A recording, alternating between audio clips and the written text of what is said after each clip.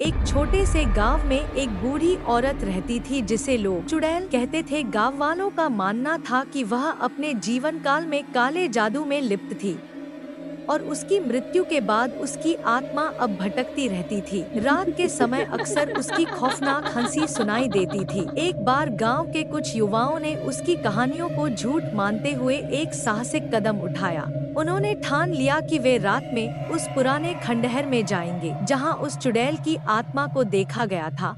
आधी रात को जब पूरा गांव सो रहा था, वे चार दोस्त खंडहर की ओर बढ़े। खंडहर में प्रवेश करते ही वहां की ठंडी हवा और अजीब सी गंध ने उनका स्वागत किया।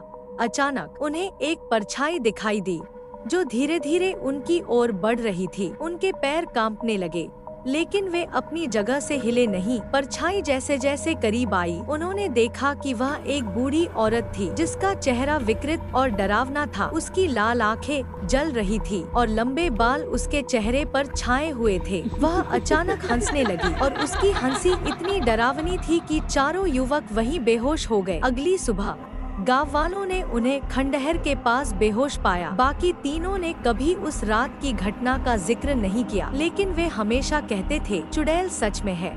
इस तरह की कहानी डेली सुनने के लिए हमारे चैनल नमामि कोजी टेल्स को अभी सब्सक्राइब करें, क्योंकि यहाँ डेली एक नई कहानी सुनाई जाती है। धन्यवाद।